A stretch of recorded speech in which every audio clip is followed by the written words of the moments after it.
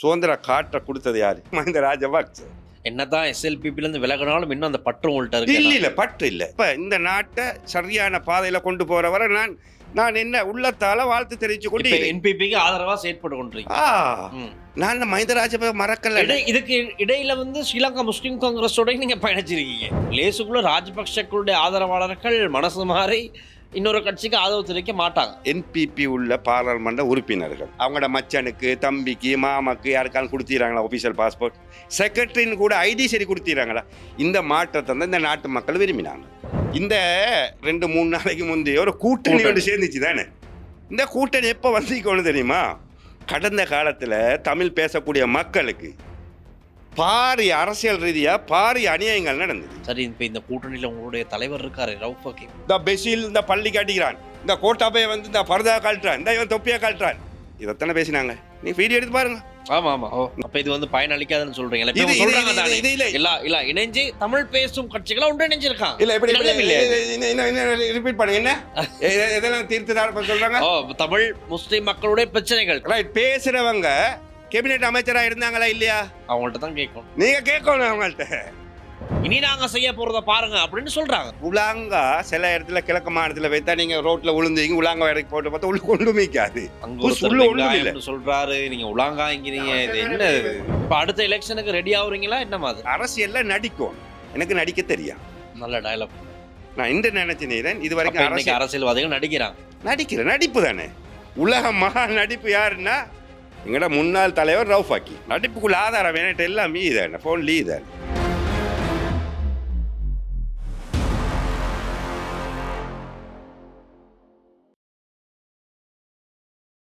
லங்கா ஸ்ரீ நேர்களுக்கு வணக்கம். லங்கா ஸ்ரீ நேருக்கு நேர்காணல் நிகழ்ச்சியுடன் என்றும் இணைந்திருக்கிறீர்கள். என்று அரசியல் விவகாரங்கள் தொடர்பில் பேச தயாராக இருக்கிற நிலையில் எம்மோடு இணைந்திருக்கின்றார் அக்குரணை பிரதேசத்தைச் சேர்ந்த அரசியல் செயற்பாட்டாளர் ரியாஸ் ஹம்மர். வணக்கம். அஸ்ஸலாமு அலைக்கும். ஐபோவான். வணக்கம். அக்குரணை பிரதேசத்தைச் சேர்ந்த ரியாஸ், நீங்கள் யார்? உங்களுடைய முகம் புதிதாக இருக்க போகின்றது. இந்த நிகழ்ச்சியை பார்க்கும் பலருக்கும் உங்களை பற்றி ஒரு சிறு அறிமுகத்தை கொடுத்துவிட்டு நாங்கள் அடுத்த விஷயத்துக்கு செல்லலாம். நான் கண்டி மாவட்டம் அக்குரணை பிரதேசத்தை சேர்ந்த நீண்ட காலமாக கிட்டத்தட்ட ஒரு 25 வருட காலமாக அரசியல்ல பயணித்தவன். இந்த கட்சியோட ஆரம்பம் SLFI, ஸ்ரீலங்கா சுதந்திர கட்சி. அதுக்கு பிறகு அதே கட்சியிலிருந்து அதுக்கு பிறகு மொட்டு கட்சி எஸ்எல்பிபியோட தொடர்ந்து கிட்டத்தட்ட ஒரு 12-15 வருஷமா தொடர்ந்து பயணிச்சுட்டு 2018ஆம் ஆண்டுல எங்கட சமூகத்துக்கு பிரச்சனை ஒன்று நடக்குது. 2018 நான் மொட்டு கட்சியில அக்குரணை பிரதேச சபையில தேர்தல் கேட்கிறேன். அதுக்கு பிறகு இனக்கலவரம் ஒன்று வருது. அதுல ஆக கூடுதலா பாதிக்கப்பட்டது எங்கட ஊரு அக்குரணையில. நிறைய வீடுகள் உடைக்கப்பட்ட ராஜபக்ஷ குண்டர்களால. அது ஒவ்வொரு இனவாதிகளும் இருந்தது. ஏன் நீங்க அதை ஒத்துக்க மறக்கல்ல. அதுல ஒரு கட்சியை சார்ந்தவர்கள் இருக்கல. அதுல ஐக்கிய தேசிய கட்சிகளும் இருந்தாங்க, அதே போல மொட்டு கட்சி ஆக்களும் இருந்தாங்க, இப்ப ஸ்ரீலங்கா சுதந்திர கட்சி ஆக்களும் எல்லாருமே இருந்தாங்க. சரி, ஆனா ஞானசார தேர்வு வந்தாரு. அவர் நேரடியா ராஜபக்ஷங்களுக்கு சப்போர்ட் ராஜபக்ஷர்கள் தான் செஞ்சாங்கன்னு சொல்லப்படுது. இல்ல அதான் உண்மை. அதை நான் சொல்ல வர என்னன்னா, அப்ப 2018 தேர்தல் நான் கேட்கிறோம் ஸ்ரீலங்கா பொதுப்பரமுனையில. அப்ப நான் கேட்கிறேன் என்னன்னா, நான் அந்த தேர்தலில் வெற்றி பெறதுக்கு கேட்கல. முஸ்லீம்கள் SLPPக்கு மக்கள் அளிக்கிற இல்லை. கட்சி சொல்லுது என்னன்னா, முஸ்லீம்கள் அக்குரணை பிரதேச சபையில் கேட்கணும், நீங்கள் நில்லுங்க. இப்போ நான் 2018ஆம் ஆண்டில் நான் லைஸ்துவை செஞ்சு நான் கேண்டிடேட் ஒவ்வொரு தொகுதிக்கு போட்டு நானும் நின்று கேட்குறேன். நான் அந்த தேர்தல் கேட்டது என்னன்னா, நான் வெற்றி பெறது கேட்கல. முஸ்லீம்களும் SLPPயில் இருக்கணும். காரணம் என்ன? இனவாதம் வரக்கூடாது. இதுக்காக வேண்டித்தான் 2018 நான் தேர்தலில் நிற்கிறேன். வெளில கேட்கல. வெளில கேட்குறதுனா முஸ்லீம் பிரதேசத்தில் SLPPயில் கேட்டு வெளிலாம். அதுக்கு பிறகு தேர்தலில் முடிஞ்சது பிறகு இந்த பிரச்சனை வருது. இந்த பிரச்சனை ஆக கூடுதல் வருது. அதுக்கு பிறகு கூடுதலான ஆக்கள், அதுக்கு நாங்களோட இந்த வேலை செஞ்ச ஆக்கள், அந்த மொட்டு கட்சியோட இந்த ஆக்கள் பிரதேச உறுப்பினர்கள் எல்லாம் அதில் ஈடுபட்டாங்க. அந்த நிமிஷம் அந்த கட்சி விட்டு வெளியே வந்தேன் நான். சரி, இப்ப கலவரம் நடக்குது தானே. ஆ. நீங்க எஸ்எல்பிபில ஒரு உறுப்பினரா இல்ல இருக்கீங்க. உறுப்பினர் இல்ல. ஒரு வேட்பாளர். ஓ ஓ ரைட், வேட்பாளர் போட்டியிட வேட்பாளர். வேட்பாளரா ஆ. இருக்கீங்க. அப்ப மக்கள் உங்க மேல கோபிச்சிருப்பாங்களே, கோவப்பட்டிருப்பாங்களே. இல்ல மக்கள் வந்து கோவப்பட்டாங்க என்னன்னா அந்த முட்டு கட்சியோட ஏன் போனேன்னு அந்த அந்த அந்த அந்த அந்த கலவரத்தோட அந்த கட்சி விட்டு நாங்கள் நான் விலை ஏன் ஏன் உங்களுக்கு ஒரு பற்று ராஜபக்ஷகளோட பயணங்க? நான் உங்களோட போஸ்ட் ஒன்று பார்த்தேன். மகிந்த ராஜபக்ஷனுடைய 75வது பிறந்த நாளைக்கு நீங்க ஒரு வாழ்த்து போட்டிருக்கீங்க. பல வருட காலமாக ராஜபக்ஷக்களு வாக்களித்த எனும் நான் உங்களுக்கு ஒரே ஒரு வேண்டுகோள், முஸ்லிம்களுடைய ஜனாசாக்களை எரிப்பதற்கு அனுமதிக்க வேண்டாம்னு ஒரு கோரிக்கை போட்டிருக்கீங்க. வாழ்த்து சொல்லிட்டு இந்த கோரிக்கை முன் வச்சிருக்கீங்க. ஆனா இறுதியில் அது நடக்கல தானே.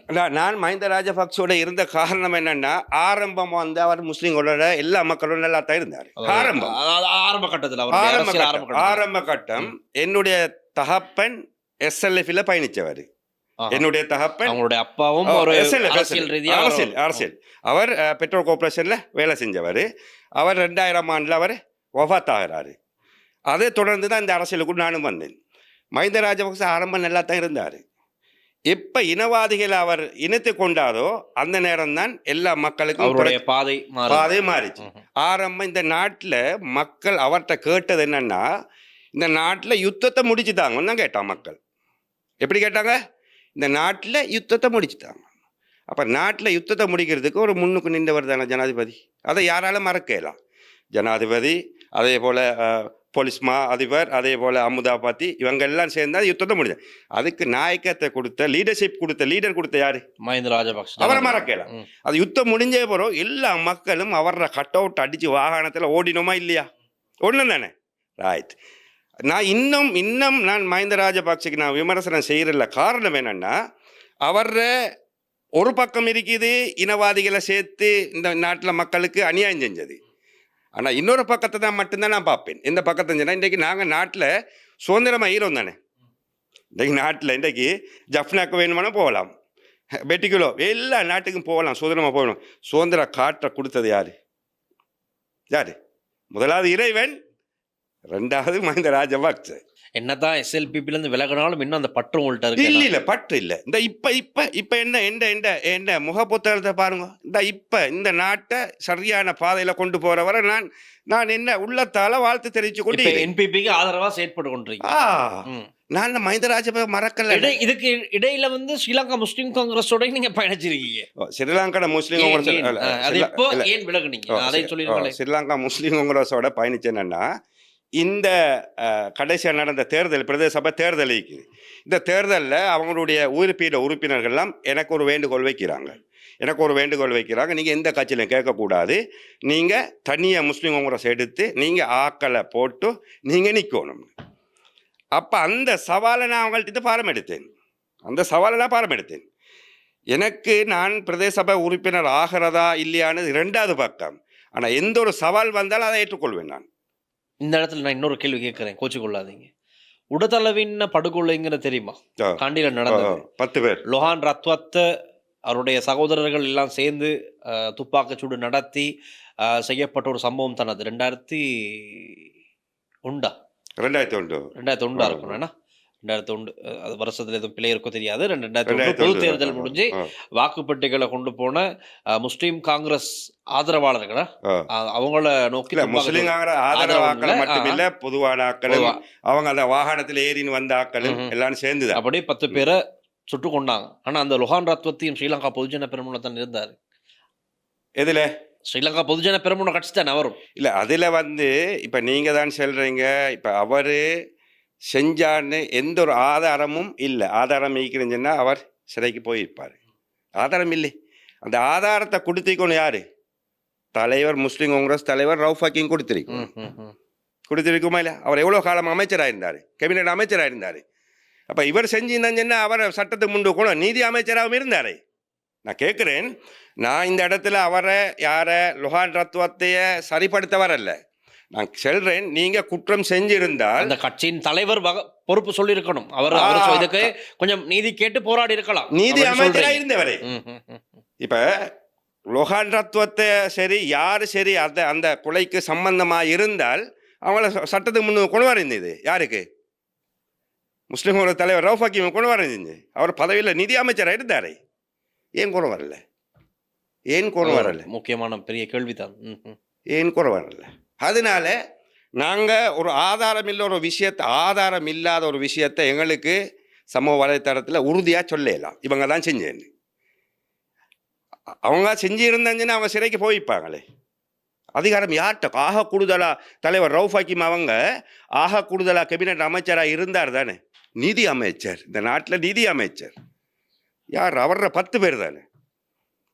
அதில் ஏண்ட நல்ல கூட்டாளி பொடியன் ஒருத்தன், மடவில் பொடியன், அவன் அக்கூரில் மெரி பண்ணிட்டு என்ற நல்ல நேரம் கூட்டாளி. அவன் முஸ்லீம் காங்கிரஸ் போராளியும் அல்ல. அப்போ அந்த நேரம் நியாயத்தை எடுத்து கொடுக்கின்றது தானே. அவர் செய்யல. அப்போ இல்லை, நான் அந்த இடத்துல அவர் செய்யலைன்னு செல்லவும் மாட்டேன், அவர் செஞ்சேன்னு செல்லவும் மாட்டேன். அவரை செஞ்சேன்னு செல்லவும் மாட்டேன், செய்யலைன்னு செல்லவும் மாட்டேன். செஞ்சிருந்தால் நாங்கள் பதவியில் இல்லை. நாங்கள் நிதி அமைச்சராக இருந்தோமா? இல்லை. நிதி அமைச்சராக இருந்தவர் அந்த இடத்துல அவரை சட்டத்தை முன்னுக்கு கட்சியின் வேட்பாளராக இருந்தீங்க. ரைட், வேட்பாளராக கடைசியாக கேட்குறாங்க நீக்கு நிற்கணும்னு. ரைட், அவரை வேண்டுகோளை எடுத்து நான் இந்த கட்சியில் டிக்கெட் கேட்டு போகல, என்பிபியில் கேட்கவும் இல்லை, சஜபில் கேட்கவும் இல்லை, எதுலேயும் கேட்கல. நான் சொன்னேன் ரைட் நான் கேட்குறேன். அப்போ அவங்க சொன்னாங்க இஸ்திகார் இமாமுதீன் தவிசாளர் அவர தொகுதியில் நீங்கள் கேட்கணும்னு. நான் சொன்னேன் அவர் 2 டிப் தவிசாளர் இருந்தவர், அவரை தொகுதியில் நான் கேட்டு இல்லை நீங்கள் கேளுங்க, தேசிய பட்டியல் ஒன்று வந்தாலும் அது உங்களுக்கு தான் ஆதாரம். இது ஃபோனில் தலைவர் பேசினது. அப்போ நாம் தலைவர் சொல்கிறாரு, தலைவரை செக்ரட்டரி சொல்கிறாரு, தலைவர் 2ஆவது சொல்கிறாரு, செக்ரட்டரி சொல்லாத ஒன்று தேசிய பட்டியல் வந்தால் அது உங்களுக்கு தான். நீங்கள் தானே இந்த கட்சியை வழி நடத்துகிறீங்க. 2011ஆம் ஆண்டில் முஸ்லீம் காங்கிரஸ் தனியை கேட்டதுக்கு பிறகு 2025 நடந்தது. 14 வருஷத்துக்கு பிறகு முஸ்லீம் காங்கிரஸ் அக்குள்ளே கொண்டு வந்தேன் நான் தான். அந்த ஃபுல் கிரெடிட்ஸும் உங்களுக்கு தான். எனக்கு 2011 கேட்டாங்க தனியை. அதுக்கு பிறகு எந்த தேர்தலும் தனியை கேட்கல. சஜிபடு 2025 என்னாச்சு? தேசிய பட்டியல் ஒன்று கிடைச்சது. கிடைச்சதோட தேசிய பட்டியல் ஒன்று கிடைச்சதோட எனக்கு பொருத்தம் தந்த ஆக்கள்டெல்லாம் ஃபோனெல்லாம் ஆன்சர் இல்லை. அதுபோல் தலைவரை நான் சந்தித்தேன், ஆக்கள் இருந்தாங்க. அந்த நேரம் என்னை விட்ட கூட எடுத்தவர் ஒருத்தர், அவரை கொடுக்கணும்னு ஒரு வேண்டுகோள் வச்சாங்க. அதுபோல் நான் சொன்னேன் நீங்கள் என்கிட்ட பொருத்தம் தந்தது ஒன்று வந்தாலும் நான் இஸ்திகார தொகுதியில் நான் கேட்டிக்க மாட்டேன். நான் என் சொந்த தொகுதி, நான் பிறந்த தொகுதி, நான் கேட்ட தொகுதி நான் கல்யாணம் கட்டி போன இடம், அதுவும் இஸ்திகார் இமாமுதீன். அவர் ஒரு 2 தடவை தவிசாளராக இருந்தவர். நிறைய செல்வந்தர்கள்லாம் அவர பின்னால். சரி, அப்போ நான் சொன்னேன் நீங்கள் தந்த பொருத்தத்துக்காக வேண்டித்தான் நான் கேட்டேன்னு. அதை கொடுத்தாங்க. கொடுத்தது பிறகு தலைவர் என்னோட பேசினார். அந்த ரெக்கார்டுமே நட்டி இது. தலைவர் என்னோட பேசினார், ஒத்தரும் இல்லா டைமில் நீங்கள் முன்னுக்கு வந்து கேட்டதை ஒரு நாள் நாங்கள் மறக்க மாட்டோம். அந்த ரெக்கார்டு ஏன்ட்டி இது, ஒரு நாள் மறக்க மாட்டோம். என்ன செய்ய, கொஞ்சம் பேர் ரியாசை கொடுக்கவானு சொல்லிட்டு வற்புறுத்தின இது பண்ணினாங்க. அதனால் நான் அவரை கொடுத்துட்டேன். அவர்கிட்ட இந்த ஒரு வாட்டத்தில் எடுத்து உங்களுக்கு நான் கட்டாயம் தரேன்னு சொன்னது ரெக்கார்டு நட்டி இது. ஷுவர். 1 வருஷமும் 3 மாதம் ஆயிட்டு, இன்னும் எடுக்கவும் இல்லை, வழக்கு போடவும் இல்லை. நான் சொல்கிறேன் என்னென்னா, நீங்கள் கேட்கல திரும்ப ஒரு தடவை 2 கோல் அடித்தேன். இல்லை, ஏன்னா முனாஃபிக்குகள் தானே. முனாஃபிக்குகள் எப்படின்னு சொன்னால் வாக்குறுதிகள் மீறுவார்கள், பொய் பேசுவார்கள். திரும்ப அவங்கள்ட்ட நாங்கள் அதை போய் செலுத்த அவங்க எந்த அதில் நடக்கக்கொள்ள அவங்க முனாஃபிக்குங்கிட்ட அடையாளம் எங்களுக்கு விளங்கும் போது திரும்ப நாங்கள் அதை கேட்கறதுல அர்த்தம் இல்லை. அதோட நான் விட்டு போட்டேன். அதை கேட்கறது அந்த கட்சி செயற்பாடுகள் விலகிட்டீங்க அப்படியா? இல்லை, நான் வேலை என்ன சொன்னால் நான் பொதுவாக நிற்கிறேன்னு சொன்னால் இப்போ இந்த அரசாங்கம் நல்ல வேலைகள் செஞ்சு கொண்டு போகுது. இதுக்கு தன்னால் என்னத்தை செய்யலுமோ சமூக வலைத்தளத்தை சமூகத்துக்கு விளங்கப்படுத்தணும், அதை செஞ்சு கொண்டு இருக்கிறேன். நாட்டுக்காகவும் ஊருக்காகவும். நான் இப்படி வரேன். இப்போ லேஸுக்குள்ளே இப்போ சோஷியல் மீடியாவை எடுத்துக்கொண்டா ஒரு 2-3 டீம் இப்போது கொஞ்சம் ஃபைட் பண்ணிக்கிறாங்க. டோபிங்கிறாங்க, அப்புறம் வேற என்ன இருக்குது? டோபி மட்டும்தான் சொல்கிறாங்க. டோபி இருக்குது, அப்புறம் என்ன ராஜபக்ஷக்கள்ட கைக்கூலிகள் ஒரு பக்கம் இருக்குது, இன்னொரு பக்கம் இப்படி பல வகையாக இருக்குது. இப்போ லேசுக்குள்ளே ராஜபக்ஷக்களுடைய ஆதரவாளர்கள் மனசு மாறி இன்னொரு கட்சிக்கு ஆதரவு தெரிவிக்க மாட்டாங்க. நீங்கள் பல வருஷமாக அவங்களுக்கு ஆதரவு தெரிவித்து அவங்களுடைய செயற்பாட்டில் இருந்தவங்க. என்பிபி அரசாங்கம் என்ன காரணமாக நீங்கள் ஆதரிக்கிறதுக்கு என்ன மெயின் ரீசன் என்னதா இருக்குது? ரீசனே தான், நான் நிறைய ஜனாதிபதிகளை கண்டிக்கிறேனே, நிறைய அமைச்சர்மார்களை கண்டிக்கிறேன், நிறைய பாராளுமன்ற உறுப்பினர்களை கண்டிக்கிறேன். ஆனால் நான் கண்டத்தில் ஒரு வித்தியாசமான ஒரு ஜனாதிபதி அன்றகுமார திசாநாயக்க. அது மனசால நான் சொல்கிறேன், சரியா? ஏன்னா அவர்கிட்ட ஆடம்பரம் இல்லை. இதற்கு முன்பு இருந்த ஜனாதிபதிகளை நிறைய பேரை நான் கண்டிருக்கிறேன். அவர் ஒரு மாவட்டத்துக்கு தொகுதிக்கு வாரன்னு சொன்னால் கிட்டத்தட்ட லட்சக்கணக்காக அவர் செலவு போகுது அவர் வந்துட்டு போகிறதுக்கு. சரி, அவர் வாரத்துக்கு முந்தி ஒரு கிழமைக்கு முந்தி கிட்டத்தட்ட 6-7 பாதுகாப்பு படையெல்லாம் வந்து அந்த ஏரியாவெல்லாம் ஃபுல்லாக செக் பண்ணின பிறகு தான் அவர் வருவார். வந்து 20 நிமிஷம் தான் நிற்பார். அப்போ 20 நிமிஷம் வந்துட்டு போகிறதுக்கு எத்தனை கணக்கு? லட்சக்கணக்கு. பாலம் உண்டு சாட வெடிப்பு முன்னா அந்த பாலத்தையும் போட்டுட்டு தான் வருவோம். இப்படி இருந்த ஜனாதிபதிகள் ஒரு வித்தியாசமான ஒரு ஜனாதிபதி, எந்த ஒரு ஆடம்பரம் இல்லாமல் மக்களோட மக்களாக போய் பேசக்கொள்ள, அது கட்சி என்ன கட்சியாக இருந்தாலும் இந்த நாட்டுக்காகவும் ஊருக்காகவும் அது நாங்கள் ஆதரவு தெரிவிச்சியாக வேண்டும். பகுதி மக்களுடைய நிலைப்பாடு என்ன? எங்கட பகுதி மக்கள் அக்குரணை பொதுவான மக்கள் இந்த அரசாங்கத்தை நேசிக்கிறாங்க, இந்த ஜனாதிபதியை நேசிக்கிறாங்க. அதுக்கு காரணங்கள் பல காரணங்கள் இது. இதற்கு முந்தி இருந்த பாராளுமன்ற உறுப்பினர்கள், அமைச்சர்மார்கள், அவங்களுடைய பதவி கொடுக்குறேன்னா யாரை கொடுக்குற? மச்சான், நானா, வைஃப், இவங்களுக்கு தானே கொடுத்தாங்க. Secretary, media secretary, private secretary, official passport. நாங்கள் காட்டணும். நான் ஜப்பானில் இருந்தவன், ஜப்பானுக்கு கொண்டு போவாங்க. ஏது மினிஸ்ட்ரி செலவில். சரி, இப்படி ஆடம்பரமான வாழ்க்கை தானே வாழ்ந்தாங்க. சரி, இப்போ நீங்கள் முதல்ல ஆதரிச்ச ராஜபக்ச குடும்பம் அப்படித்தானே, எல்லாம் குடும்ப ஆட்சி தானே. எது ஆரம்பத்தில் குடும்ப ஆட்சி நடந்து குடும்ப ஆட்சி. அதான சொல்றேன். நான் சொல்ல வரேன் என்னன்னா, ராஜபக்ச மட்டுமல்ல, இதற்கு முந்தி இருந்த எல்லாரும் எங்கட முஸ்லீம் கட்சி தலைவர்கள் உட்பட எல்லாரும் தம்பி நானாமாருக்கு எல்லாரும் ஒஃபிஷியல் பாஸ்போர்ட். இப்போ எடுத்து பாருங்க, சரியா? ஏன் அந்த ஊரில் படித்தவன் தகுதியானவன் இல்லையா கொடுக்குறதுக்கு? லேகாம் செக்ரட்டரி கொடுக்குறதுக்கு ஏன் மச்சனை கொடுத்த? வைஃபை கொடுத்த? மீடியா செக்ரட்டரி, சம்பளம், ஒஃபிஷியல் பாஸ்போர்ட் எல்லாம் குடும்பத்துள்ளக்கே அவங்க எல்லாம் கொடுத்தாங்க. இப்போ உள்ள என்பிபி உள்ள பாராளுமன்ற உறுப்பினர்கள் அவங்களோட மச்சனுக்கு, தம்பிக்கு, மாமாக்கு யாருக்காலும் கொடுத்துறாங்களா ஒஃபிஷியல் பாஸ்போர்ட்? செக்ரட்டரின்னு கூட ஐடி சரி கொடுத்துறாங்களா? இந்த மாற்றத்தை தான் இந்த நாட்டு மக்கள் விரும்பினாங்க. இது தர விரும்பினேன். இன்றைக்கு நீங்களும் நான் சந்தோஷமாயிடுறதுக்கு நாடு நல்லா இருந்தால் தானே நீங்கள் நான் சந்தோஷமாகி கேளு. என்ற நிலைப்பாடு என்னன்னா, இந்த 2-3 நாளைக்கு முந்தைய ஒரு கூட்டணியோடு சேர்ந்துச்சு தானே, தமிழ் பேசும் எதிர்கட்சிகளுடைய ஒரு கூட்டணி. இந்த கூட்டணி எப்போ வந்திக்கணும் தெரியுமா? கடந்த காலத்தில் தமிழ் பேசக்கூடிய மக்களுக்கு பாரிய அரசியல் ரீதியாக பாரிய அநியாயங்கள் நடந்தது. சரி, இப்போ இந்த கூட்டணியில் உங்களுடைய தலைவர் இருக்காரு, ரவுஃப் ஹக்கீம். அதான் நான் சொல்ல வரேன் என்னன்னா, தலைவர் இருக்கிறார், ஆனால் ஸ்பீக்கரோட ஈரான் போனார். ரிஷாட் பதியுதீன் போனார் 13ஆம் தேதி. அது பிரதமரோட போறாரு. அவங்கள அரசாங்கத்தோட ஆதரவை தணிகிறாங்க. அரசாங்கத்தோட மக்கள்கிட்ட காட்டுறாங்க. எப்படி தெரியுமா? எதிர்ப்பு மாதிரி. உங்களுக்கு தெரியுமா, இவ்வளோ காலம் இவங்க அரசியல் செஞ்சு எப்படி தெரியுமா? அவங்களோட பழைய தேர்தல் மேடைகளில் வீடியோக்கள் எடுத்து பாருங்க. அவங்க செஞ்ச வேலைகளை வச்சு மக்கள்கிட்ட மத்தியில் எடுத்தாங்களா? இல்லை. எப்படி எடுத்தாங்க. இந்த பெசில் இந்த பள்ளி காட்டுகிறான், இந்த கோட்டாப்பையை வந்து இந்த பரதா காட்டுறான், இந்த இவன் தொப்பியா காட்டுறான், இதைத்தானே பேசினாங்க. நீ வீடியோ எடுத்து பாருங்க. நான் 32 வருஷ காலமாக அமைச்சராக இருந்தேன், நான் பாராளுமன்ற உறுப்பினராக இருந்தேன், என்ற சமூகத்துக்கு இந்த வேலை செஞ்சேன், நான் என் பிரதேசத்தில் கிரவுண்ட் இதை செஞ்சு வாக்கெடுத்தாங்களா? இல்லை. என்னத்தை பேசினாங்க? இனவாதத்தை பேசித்தான் வாக்குகள் எடுத்தாங்க. ஆனால் இப்போ இவங்களுக்கு அந்த களம் இல்லை. எந்த களம் இல்லை? இந்த அன்றகுமார பேசலுமா? இந்த முஸ்லீம்களுக்கு அநியாயம் செய்கிறான், தமிழ் பேசக்கூடிய தமிழ் மக்களுக்கு அநியாயம் செய்கிறான்னு சொல்லிட்டு யாரை அனுர பேசலுமா? பாராளுமன்ற அவங்களோட கட்சி உள்ளாக்களை பேசலுமா? ஏலா. இப்படி ஒரு சும்மா ஒரு கூட்டணியோட போட்டு மக்களை சும்மா ஏமாற்றி மடையனாக்கி இப்படி ஒரு விளையாட்டு தான் இது. அப்போ இது வந்து பயனளிக்காதுன்னு சொல்றீங்களா? சமூகங்களுக்கு இடையிலான காணி பிரச்சனை நாங்கள் தீர்க்க போறோம், மலையக மக்களுடைய பிரச்சனை தீர்க்க போறோம், வடக்கு கிழக்கு மக்களுடைய பிரச்சனை தீர்க்க போறோம். அப்போ இப்போ இதுல முஸ்லீம் தமிழ் எல்லாம் இணைஞ்சு தமிழ் பேசும் கட்சிகளை ஒன்றிணைஞ்சிருக்காங்க. இல்ல இப்படி ரிப்பீட் பண்ணுங்க. என்ன இதெல்லாம் தீர்த்து சொல்றாங்க? தமிழ் முஸ்லீம் மக்களுடைய பிரச்சனைகள், காணி பிரச்சனை, சமூகங்களுக்கு இடையில இருக்க காணி பிரச்சனை, இதெல்லாம் தீர்த்தாருன்னு சொல்றாங்க. பேசுற நம்பிக்கை இல்லை. பேசுறவங்க கேபினெட் அமைச்சரா இருந்தாங்களா இல்லையா? ஏன் அந்த நேரம் பிரச்சனையை முடிச்சு கொடுக்கல? ஏன்? அவங்கள்ட்ட தான் கேட்கணும். நீங்க கேட்கணும் அவங்கள்ட்ட. அந்த நேரத்துல இப்ப பதவி இல்லை, இப்ப புஷ் வெயிட். இப்ப அவங்க சொல்றாங்க தானே, இப்ப இது வரைக்கும் நாங்க இருந்தோம் செய்யல, அதெல்லாம் கேட்டு வேலை இல்ல, இனி நாங்க செய்ய போறத பாருங்க அப்படின்னு சொல்றாங்க. உலாங்கா இதானே, உலாங்கா சில இடத்துல கிழக்கு மாநிலத்துல வைத்தா நீங்க ரோட்ல விழுந்தீங்க, உலாங்கா வரைக்கும் போட்டு பார்த்தா உள்ள கொண்டு மிக்காது.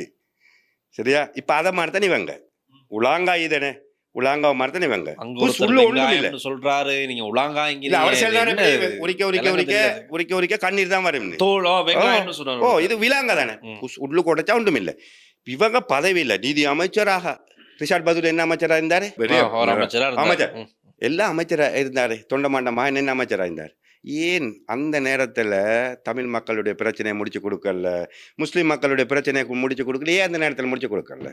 இப்ப நான் சொல்றேன் என்னன்னா, இந்த ஒன்று கூடல் செஞ்சதுக்கு அன்றகுமார திசாநாயக்கு தான் வாழ்த்து தெரிவிக்கணும். அவர் தான் இதெல்லாம் சேர்த்து வச்சுட்டாரு ஓ இவங்க. அவர்தான். ஆனா இன்னொன்று நடக்குது, இது அரசாங்கத்துக்கு எதிரான ஒன்று கூடல் அல்ல, அதை அவங்க சொல்லிக் கொள்றாங்க. அது தெளிவா விளங்குது. இது ஒரு வகையில எந்த அரசியல் அனுபவத்தை வச்சு நான் சொல்றேன், ஒரு வகையில சஜித் பிரேமதாசவுடைய தலைமத்துவம் பிடிக்காம இப்படி ஒரு கூட்டணியோடு சேருது. இதுவும் இருக்கக்கூடும். ஏன்னா அவங்க தெளிவா சொல்றாங்களே, அரசாங்கத்துக்கு எதிரான கூட்டணி இல்லை. உண்மையும் அதனால தானே ரிஷாட் பதுருதீன் 13ஆம் தேதி போறாரு, யாரோட, பிரதமரோட. எங்களுடைய முன்னாள் தலைவர் ரவுஃப் ஹக்கீம் அவர் போறாரு எங்க, ஈரானுக்கு. அப்ப அரசாங்கம் கட்டாருக்கு, ரைட், அவங்களுக்கு எதிரான ஆக்கள்னு சொன்னால் இதெல்லாம் செய்ய மாட்டாங்களே. இது ஒரு வகையில் சஜித் பிரேமதாசவுடைய, இப்போ சமூக வலைத்தை எடுத்து பாருங்களேன், சஜித் பிரேமதாஸ் எதிர்கட்சியுடைய தலைவருடைய வீடியோக்கள் ஃபோட்டோக்கள் வந்தால் மக்கள் எழுதுறத கொஞ்சம் பாருங்க பார்ப்போம், எப்படி எழுதுறாங்க. ஒரு ஜோக்கராக எழுதுறாரு. அப்போ அவர் ஜோக்கர் ஆகிட்டார் அவர். அப்போ இது அவரோட தலைமைத்துவம், இது ஒரு வாக்கள் பிடிக்காம இது ஒரு கூட்டணியோடு சேர்ந்து இது அரசாங்கத்தை அங்கால அப்படியே உள்ளுக்கும் தண்ணிக்குள்ள லாம்பு போகுது, தண்ணிக்குள்ள லாம்பு கொண்டு போறாங்க. இதுதான் நடப்பு. இது மக்களுக்கு விளங்காம என்ன செய்யறாங்க தெரியுமா, மக்களுக்கு விளங்காம வந்தா தமிழ் பேசக்கூடிய மக்கள் ஒன்று சேர்ந்துட்டாங்க. ஒன்று சேர்ந்திக்கணும். இப்ப இல்ல, கோட்டாபய ராஜபக்ச எங்கட சமூகத்துக்கு அநியாயம் செய்யக்குள்ள ஒன்று சேர்ந்திக்கணும். அந்த நேரம் நீங்க இந்த கோமால இருந்தீங்க. ராஜபக்சர்களுடைய காலத்தை குறிப்பாக கோட்டாபய ராஜபக்ச பற்றி சொன்னனால கேட்குறேன், ஜனாசா எரிப்புகள் விடயம் அது யாராலையும் ஏற்றுக்கொள்ள முடியாத ஒரு அநியாயம், ரைட்? அது மிக பெரும் அநியாயம். இன்னைக்கு வரைக்கும் மறக்க முடியாத, மன்னிக்க முடியாத. முஸ்லிம் மக்கள் மட்டுமில்ல, தமிழ் பேசக்கூடிய மக்கள், சகோதர மொழி மக்கள் எல்லாரும் அதுக்கு இன்று வரைக்கும் கவலை தெரிவிச்சு கொண்டு, இன்று வரை முஸ்லிம் மக்கள் மட்டும் இல்லை. அதுக்கு என்னத்தான் நீதி? இப்போ அதுல பாதிக்கப்பட்ட தரப்புக்கு என்ன நீதி? பாதிக்கப்பட்ட தரப்பு நீதி இப்ப இருக்கக்கூடிய என்பிபி உள்ள பாராளுமன்ற முஸ்லீம் உறுப்பினர் அவங்கள்ட்ட தான் நீதி கேட்கணும். இப்போ இந்த நீதியை கேட்டு எதிர்கட்சி பாராளுமன்ற உறுப்பினர் முஸ்லீமாக்கிட்ட போனால் அவங்க இதை வச்சு அரசியல் செய்வாங்க தானே. இப்போ எங்களுக்கு ஒரு பிரச்சனை, தமிழ் பேசக்கூடிய மக்களுக்கு ஒரு பிரச்சனை நடக்கும்னு சொன்னால் அவங்க என்ன செய்யணும்னால், இந்த அரசாங்கத்தில் இருக்கக்கூடிய தமிழ் அமைச்சர்மார்கள் பாராளுமன்ற இவங்கள்ட்ட தம்பித்து நீதி கேட்கணும். நாங்கள் எதிர்கட்சியில் உள்ள ஒரு பாராளுமன்ற உறுப்பினர், தமிழ் பேசக்கூடிய பாராளுமன்ற உறுப்பினர்கிட்ட போய்த்து நாங்கள் நீதி கேட்டால் அவர் என்ன செய்வார், இதை வச்சு அரசியல் செய்வார். எங்களுக்கு நீதி கிடைக்கணும், அவங்கள்ட்ட தான் நாங்கள் போகணும். இப்போ எங்கள்ட முஸ்லீம் கட்சியுள்ள தலைவர் மாட்ட போய் இப்போ நீதி கேட்டால் இதை வச்சு அரசியல் செய்வாங்க. இப்போ நீதி கேட்கணும். என்பிபி கட்சியில் பாராளுமன்ற உறுப்பினர்கள் அமைச்சர் மாறுகிறாங்க, இவங்கள்ட்ட தான் நீதி கேட்கணும். இப்போ நீங்கள் நம்புறீங்களா என்பிபி அரசாங்கத்திடமிருந்து நீங்கள் ஒரு முஸ்லீம் சமூகத்தை பிரதிநிதிப்படுத்தினால முஸ்லீம் மக்களுடைய பிரச்சனைகளுக்கு இந்த என்பிபி அரசாங்கம் ஒரு தீர்வை பெற்று கொடுக்கும் அப்படின்னு நீங்கள் கொடுக்கும்? நான் இன்று வரை இப்போ இன்று வரை நினைச்சினேன்னா, இன்றைக்கு அவர் ஜனாதிபதியாகி அன்றகுமார் திசாங்கனா ஜனாதிபதியாகி இன்றைக்கு 20 மாதம், இன்று வரைக்கும் முஸ்லீம்களுக்கு எந்த ஒரு பிரச்சனையும் வரல, தமிழ் பேசக்கூடிய மக்களுக்கும் வரல, எந்த ஒரு மக்களுக்கும் வரல. அவர கடமை அவர் சரியா செஞ்சு கொண்டு போறாரு. ஆனா பொருளாதார ரீதியா கொஞ்சம் பிரச்சனைகள் இருக்கு. அத சொல்லல, இல்ல அது அது அது அது இல்ல கொஞ்சம் நீங்க இந்த கடையை செய்யறீங்க, உள்ள கம்பெனிட்டு எல்லாம் கடன் எடுத்து போட்டுட்டு நீங்க என்னட்ட பாரம் தந்தால் எனக்கு ஒரே டிப்ல அந்த கடையை நடத்தலுமா? ஏலாதே, கொஞ்சம் டைம் எடுக்கணும். நாங்கள் இந்த நாட்டு மக்கள் சந்தோஷப்படணும்னா, ஊழல்வாதிகள் எல்லாம் நாளுக்கு நாள் சட்டத்துக்கு முன்னுக்கு போறாங்களே, இதை நினைச்சு நாங்கள் சந்தோஷப்படுவோம். பழைய கேஸ் எல்லாம் எடுப்படுது. இப்போ நான் கேட்குறேன், இன்றைக்கு நீங்கள் நாங்கள்லாம் அறிகிறோம், இந்த அரசாங்கம் வரப்பைத்து நான் இவ்வளோ ஊழல் நடந்துதானு. இந்த அரசாங்கம் வரலான்னு உங்களுக்கு தெரியுமா, எனக்கு தெரியுமா, இந்த நாட்டில் இருக்கக்கூடிய மக்களுக்கு தெரியுமா? ஒருத்தருக்கும் தெரியும். இந்த அரசாங்கம் வர போய் தானே. இப்போ இந்த அரசாங்கத்துக்கு நாங்கள் விரும்பி இல்லையோ இந்த நாட்டுக்காகவும் ஊருக்காகவும் நாங்கள் ஆதரவு தெரிவிக்கணும். 2029 பார்ப்போம். அது அடுத்த ஜனாதிபதி தேர்தல் அது பார்ப்போம்.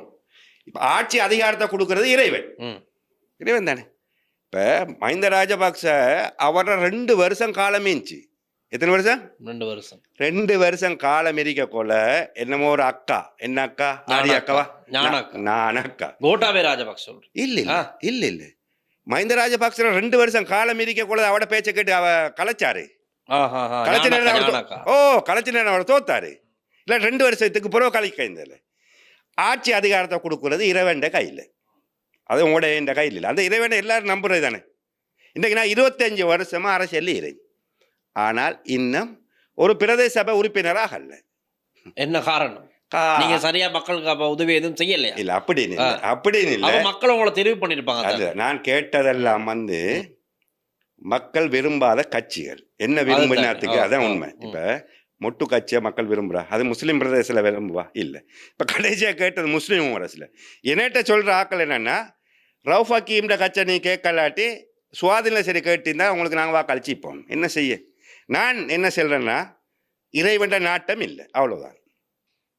இப்போ அடுத்த எலெக்ஷனுக்கு ரெடி ஆகுறீங்களா? என்ன மாதிரி? என்ன எலெக்ஷன்? அடுத்த ஒரு மாகாண சபை தேர்தல் வர்றது இல்லாட்டி அதுக்கு அடுத்து இது வரைக்கும் நினைச்சு இது போல அரசியல் செய்யறதில்லைன்னு. அது இல்லை, அரசியல் செய்யறதில்லைன்னு நினைச்சு வெறுத்துட்டு எல்லாம் ஏமாற்றம் தானே. சமூகத்துக்காக ஊருக்காக எல்லா நேரத்திலும் குரல் கொடுத்தீங்க. லாக்டவுன் ஆயிருந்தாலும் லாக்டவுன் டைமில் யாரும் இறங்காதனால நானும் இராணுவம் போலீஸும் மட்டும்தான் என் ஊருக்குள்ளே, வேறு யாரும் இல்லை.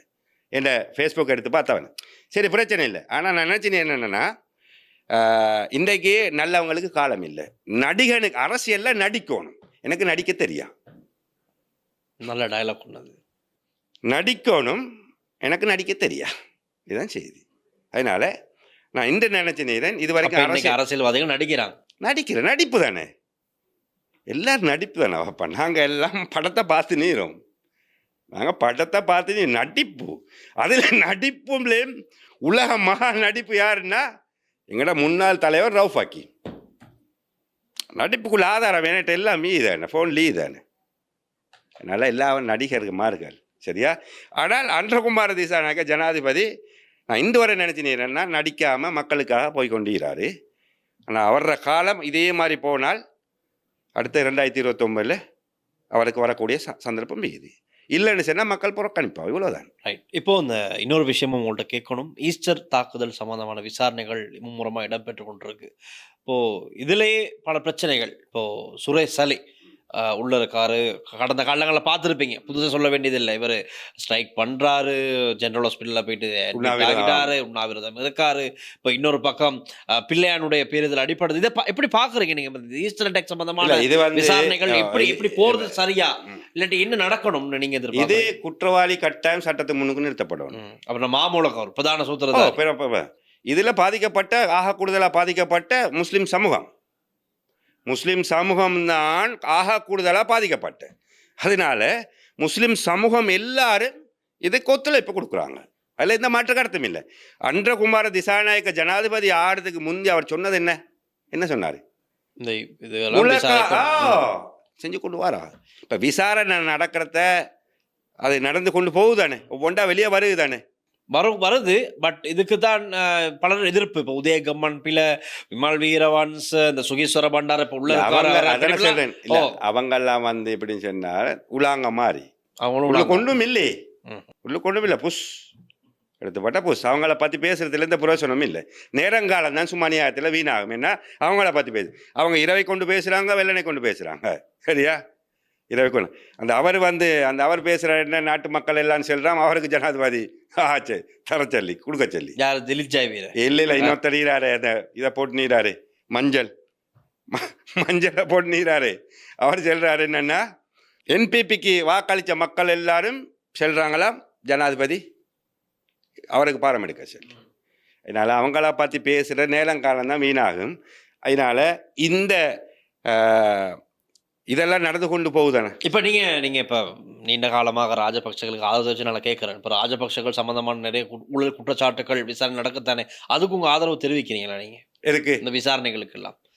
வாரம் தெரிவிக்காம இப்போ அவங்க தெரிவிக்கத்தானே வேணும். இப்போ இதில் உறுதிப்படுத்தப்பட்ட அவங்க சிறைக்கு போவாங்க. கட்டாயம் போகத்தானே வேணும். கட்டாயம் போகத்தானே வேணும். உப்பு தின்றவன் தண்ணி குடிச்சாகணும்.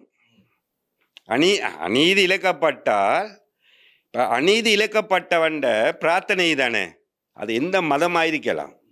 அநீதி இழைக்கப்பட்டவண்ட பிரார்த்தனை எந்த திரையும் இல்லாமல் ஏற்றுக்கொள்ளப்படும். அதுதான் இப்போ நடந்து கொண்டு இது ஒவ்வொன்றா வருது, ஒவ்வொன்றா உள்ளு.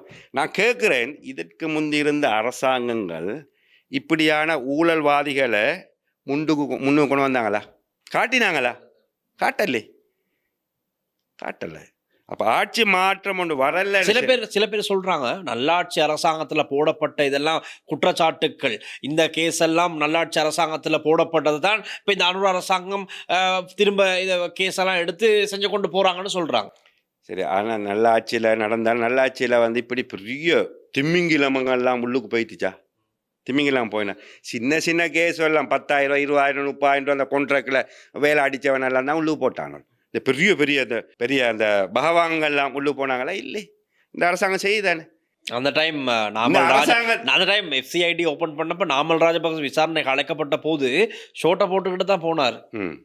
யோச ராஜபக்செல்லாம் ஷோட் போட்டு போன காலம் அது. இப்போ இந்த அரசாங்கத்துக்கு அன்றகுமார திசானுக்கு எவ்வளோ அழுத்தங்கள் வருது. அந்த அழுத்தங்கள்லாம் பொருட்படுத்தாமல் அவருடைய கடமைகளை செஞ்சு கொண்டு போகிறாரு தானே. ஊழல்வாதிகளை நாளுக்கு நாள் சட்டத்துக்கு முன்னுக்கும் நிறுத்தி கொண்டிருக்கிறார். இதை நாங்கள் பாராட்டணுமா, பாராட்டக்கூடாதா? இது அவர் செய்யக்கூடிய வேலையை கட்சிக்குள்ள தான் இருந்து பாராட்டணும்னு சொல்லிட்டு எந்த ஒரு நிபந்தனையும் கிடையாது. இந்த நாட்டில் இந்த ஊரையும் நாட்டையும் நேசிக்கக்கூடிய மக்கள் ஆதரவு தெரிவிக்கலாம், அவ்வளோதான். இப்போ அகுரணை பகுதி மக்கள் கொடுக்குற பிரச்சனைகள் இருக்கும், அதை கொஞ்சம் சொல்லுங்க பார்ப்போம். அது நிறைய பேருக்கு தெரியும். அக்குரண மக்கள் கொடுக்குற பிரச்சனை வந்து வெள்ள பிரச்சனை ஒன்று இருந்து இப்போ நீண்ட காலமாக வெள்ளம் வரல. இல்லாட்டி ஆரம்பத்தில் வந்து தொடர்ந்து மழை பெஞ்சால் வந்து மாதத்துக்கு 5 தடவை மழை பெஞ்சால் 5 தடவை வெள்ளம் வரும். பில்லியன் கணக்கு நட்டம் கொடுப்பாங்க. எத்தனையோ பேர் அதில் இல்லாமல் போனாங்க, லொஸ்ட் ஆகிட்டாங்க. இப்போ நான் நினைக்கிறேன் ஒரு 1.5 வருஷமாக வெள்ளம் வரல. நான் நினைக்கிறேன் இந்த அரசாங்கம் வந்தது போகிறோம், அந்த பாராளுமன்றம் என்பி உருவாயினது போகிறோம் வரலையோ சரியா, ஆனால் வரல. அது ஆக கூடுதலாக பிரச்சனையை கொடுத்து வந்து அக்குரண மக்கள் வந்து இந்த வெள்ளத்துக்கு சரியா, அதுக்கு இன்னும் டித்வா புயல் போது ரொம்ப பாதிக்கப்பட்ட அதில் நியாயமாக பாதிக்கப்பட்ட. ஆனால் தொடர்ந்து அந்த வெள்ளத்தால் பாதிக்கப்பட்ட அந்த வெள்ளம் வராத இப்போ வரல, இப்போ இவ்வளோ காலமாக வரல. அதுதான் பெரிய ஒரு பாரிய பிரச்சனையாக இருந்த வந்து அந்த வெள்ளம் பிரச்சனை தான். இப்போ அந்த பிரச்சனை வெள்ளம் இது வரைக்கும் வர இல்லை. இன்னும் நிறைய பிரச்சனைகளே இது. ஆனால் இந்த அரசாங்கம், இந்த பாராளுமன்ற உறுப்பினர்கள் செய்யலைன்னு சொன்னால் வேற யாரும் செய்யலாம். இனி யாரும் இல்லை செய்யறதுக்கு இல்லை. ஏன்னா இவங்களே சொல்கிற என்னன்னா, நாங்கள் ஊழல்வாதிகள் இல்லை, நாங்கள் கொமிஸ் அடிக்கிற ஆக்கள் இல்லை, இப்படி செல்கிற ஆக்கள் செய்யலைன்னு சொன்னால் வேற யாரும் செய்ய போகிறோம்? இப்போ நாங்கள் எதிர்பார்த்துட்டீங்கன்னா கண்டி மாவட்டத்தில் 2 பாராளுமன்ற உறுப்பினரே இருக்கிறாங்க, ரியாஸ் ஃபாரூக்கும் பஸ்மீலும். அவர் கம்பளையை சேர்ந்தவர். 2ம் அதிகூடிய வாக்குகளை எடுத்து பாராளுமன்றம் போனவங்க. இவங்க இருக்கக்கூடிய குறைபாடுகளை, அக்குள்ள இருக்கக்கூடிய குறைபாடுகளை இவங்க நிவர்த்தி செய்யலைன்னு சொன்னால் வேறு யாரும் நிவர்த்தி செய்யலாம். ஏன்னா 32 வருஷமாக முன்னாள் அமைச்சர் எம்எச்எம் மலிமா அவங்க இருந்தாங்க. தலைவர் ரவுஃப் ஹக்கீம் அவங்களும் 28 வருஷமாக அமைச்சராக இருந்தார். பெரிய வேலை ஒன்றும் செய்யலை. இந்த ரோட் போட்டை, காப்பட் போட்டை எல்லாம் செஞ்சேன். ஆனால் இந்த அரசாங்கத்தில் உள்ளவங்க இவங்க இதை செய்யலைன்னு சொன்னால் வேறு யாரும் செய்ய போகிறோம்ல, செய்யவும் மேலாம். இவங்களை தான் நாங்கள் இப்போ எதிர்பார்த்து நீரும். இறுதியாக முக்கியமாக உங்களுக்கு எப்படி லங்காஸ்ட்ரிக்கு வந்து மக்கள் மத்தியில் பேசணும்னு தோணுச்சு? எப்படி? இல்லை, நான் வந்து இதை லங்காசிரியை வந்து நான் ஃபாலோ பண்ணுறவளால். ஏன்னா உங்களோட வந்து இந்த நேர்காணல் வந்து மக்களுக்கு வந்து சரியான விஷயங்களை மக்களுக்கு கொண்டு போகணும், சரியா? இப்போ நானும் பார்த்தேன்னா சில ஊடகங்கள் என்ன கூப்பிடும், நான் போகிறேன் இல்லை, அவங்க எழுதி வச்சு நீ தான் பேசணும்னு சொல்கிறேன். அது இல்லை. இப்போ நீங்கள் எனக்கு எழுதி தரவும் இல்லை, நான் எழுதி தரவும் இல்லை, என்கிட்ட உள்ளத்தில் ஈரத்தை தான் நாங்கள் பேசினேன். இதே மாதிரி ஊடகம் ஒன்றுக்கு போய் பேசணுன்ற என்ற ஒரு ஆசை ஒன்று இருந்து அதுதான் நான் வந்து. இல்லாட்டி இதுக்கு முந்தைய எத்தனையோ ஊடகம் பேசுவேன். அந்த ஊடகம் செல்லும் எப்படின்னா ஒரு சாராருக்கு மட்டும் அடிக்கும் செல்லும், ஒரு சாரார். அது ஊடகம் அல்ல.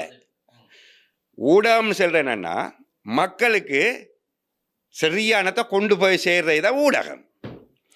அந்த வகையில் லங்காசிரி மக்களுடைய பிரச்சனைகளை சரியான முறையில் கொண்டு போகுது.